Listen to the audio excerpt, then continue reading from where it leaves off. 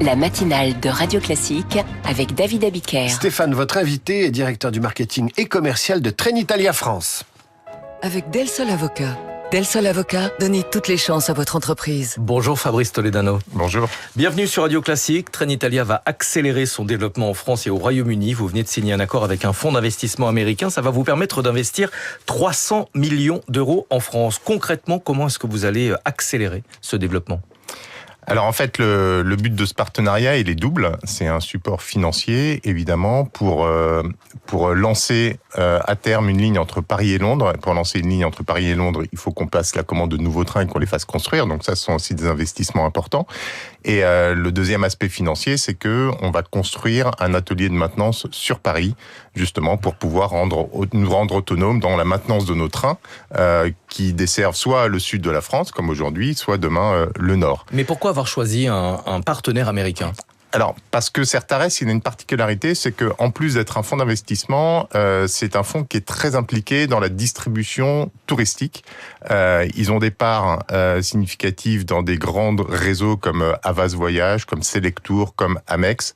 Et pour nous, Trenitalia, ça va aussi nous permettre de faciliter l'accès à ces réseaux et donc d'élargir notre distribution. Vous allez acheter de nouvelles rames fabriquées par Hitachi. Pourquoi ne pas avoir choisi un constructeur français ?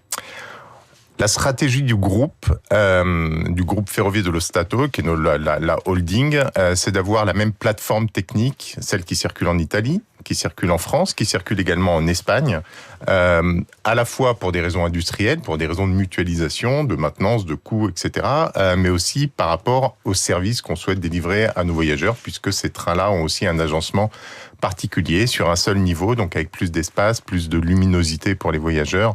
Donc voilà, c'est un choix européen aujourd'hui que d'utiliser cette plateforme technique. La montée en puissance a déjà démarré. Vous avez augmenté le nombre de trains, de liaisons entre Paris et Lyon notamment. En pratique, est-ce qu'il suffit de vouloir davantage de créneaux pour les obtenir ? Il y a un process qui existe. Pour obtenir des créneaux, le process commence près de 2 ans à l'avance. Donc il faut commencer à formaliser ces demandes près de 2 ans à l'avance. Et puis ça s'affine au fur et à mesure du temps. Donc là, les créneaux qu'on a demandés, et effectivement, on a élargi notre offre entre Paris et Lyon en décembre avec 14 allers-retours par jour. C'est des créneaux qui viennent en plus de ceux qui existent déjà pour l'opérateur historique, donc qui viennent rajouter des trains pour les voyageurs. Ça, c'est aussi un avantage. Mais effectivement, il faut pouvoir se positionner à la fois dans les bons créneaux horaires, mais aussi par rapport à la rotation des trains. Enfin, il y a d'autres contraintes qui font que c'est tout un équilibre, et cet équilibre, il prend du temps à trouver. C'est pour ça que le process commence assez longtemps à l'avance avec SNCF Réseau. Est-ce que vous avez le sentiment que la France et la SNCF vous mettent les bâtons dans les roues pour freiner le développement de la concurrence sur le rail ? C'est ce que dit en tout cas Renfe, l'Espagnol, qui lui aussi voudrait se développer sur le marché français. Je le dirais pas comme ça. Je pense que le système ferroviaire français a été conçu autour d'un seul acteur pendant des dizaines d'années, et que aujourd'hui, ouvrir ce système-là à d'autres acteurs ferroviaires, c'est un petit peu compliqué d'un point de vue informatique, d'un point de vue logistique, etc. Et pour donner un exemple, c'est vrai et ça se traduit. Pour homologuer un train en France, homologuer, c'est l'autoriser à circuler. On avait des trains qui circulaient en Italie, le même train qu'on homologue en France, donc il faut le modifier par rapport aux contraintes françaises. On a mis 4 ans. En Espagne, cette même plateforme technique, ce même train, on a mis 2 ans à l'homologuer. Donc effectivement, en France, c'est assez long. Mais voilà, sachant que quand même SNCF Réseau et SNCF Gare et Connexion sont quand même des partenaires pour nous. Donc on travaille au quotidien avec eux. Maintenant, on a essuyé pas mal de plâtre en étant le premier opérateur alternatif à rentrer sur le marché français. Alors je vais reprendre les propos de Renfe, de son directeur général, mais aussi du ministre des Transports espagnol, qui questionne l'indépendance de SNCF Réseau, qui questionne également l'indépendance de Gare et Connexion, donc autre filiale de la SNCF, et qui accuse, et vous l'avez dit, les autorités françaises de traîner les pieds pour homologuer les trains. Je suis pas sûr qu'il y ait une volonté explicite délibérée de traîner les pieds. Je pense que c'est effectivement de changer ce modèle, de changer ce système, d'ouvrir ce système qui prend du temps, qui n'était pas dans les habitudes, et que peut-être en France on est peut-être un peu moins rapide qu'ailleurs. Mais en tout cas, voilà, aujourd'hui on a des bonnes relations avec la partie réseau et la partie Gare et Connexion. parce qu'on travaille avec eux, on a besoin d'eux, ils ont besoin de nous évidemment.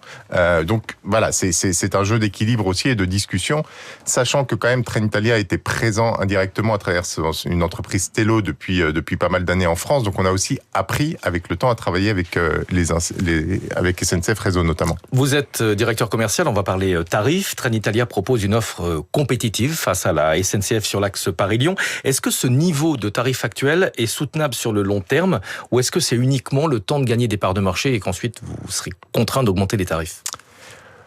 Notre objectif, en fait, ça va être vraiment de proposer une alternative avec un très bon rapport qualité-prix.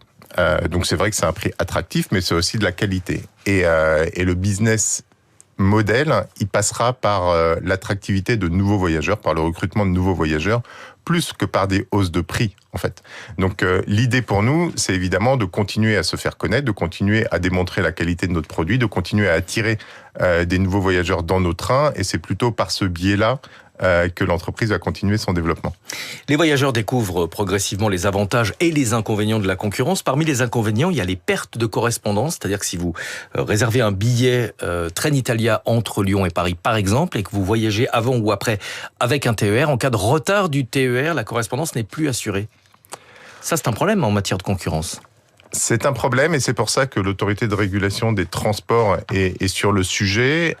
C'est que les contrats de transport en fait sont faits par opérateurs aujourd'hui et qu'il faut absolument, pour des raisons d'équité de concurrence, vous avez raison, pouvoir avoir une fluidité complète pour le voyageur. Je prends l'exemple, on a pas mal de voyageurs qui font Paris-Milan et à Milan qui font une correspondance pour aller à Rome, à Florence ou autre en Italie, avec donc Trenitalia côté Italie, c'est le même opérateur de bout en bout et donc là les correspondances sont assurées, c'est-à-dire que si jamais un des trains est en retard, le client est reprotégé sur le train suivant. À partir du moment où on a différents opérateurs, ça ne marche pas et c'est effectivement un sujet d'évolution qu'il faut travailler en France. Une dernière question. Les deux principaux syndicats de la SNCF, CGT et Sudrail, ont lancé un appel à la grève alors que les négociations salariales se terminent aujourd'hui. Est-ce que ça, c'est pas la meilleure publicité pour Trenitalia ? Les grèves à répétition. On peut jamais se féliciter de grève parce que notre objectif... C'est pourtant le quotidien des voyageurs. Oui, mais non, je dis pas que les grèves n'existaient pas, je dis qu'il faut pas s'en féliciter, et même lorsqu'on est concurrent de la SNCF, parce que notre ambition, en fait, c'est d'élargir le marché ferroviaire. Tout ce qui va contraindre cet élargissement du marché ferroviaire, et les grèves à répétition peuvent en faire partie, ça va handicaper le marché, globalement. Donc voilà, évidemment que les gens, c'est bien qu'il y ait une alternative à ce moment-là. Donc à court terme, c'est bien pour les voyageurs. À long terme, ça ne développe pas le marché ferroviaire. Merci beaucoup d'être venu ce matin sur Radio Classique. Fabrice Toledano, directeur commercial de Trenitalia. Merci à vous. David Abiker, qui lui a de très bons chiffres à vous annoncer. Mais pas tout de suite. À 8h. C'est à 8h les bons nous. chiffres d'audience de Radio Classique. En attendant, merci à tous les deux. Stéphane, vous revenez demain, le cœur vaillant pour toute l'actualité économique avec les chroniques et les invités de la matinale. Tout cela dès 6h pour faire le tour de l'actualité économique. À suivre, Karine Dijoux, et si nous parlions français, suivi des coulisses de la politique et des coulisses de cet accord de non-censure qui permettra de faire passer le budget. Enfin, la fin du feuilleton Radio Classique, 7h.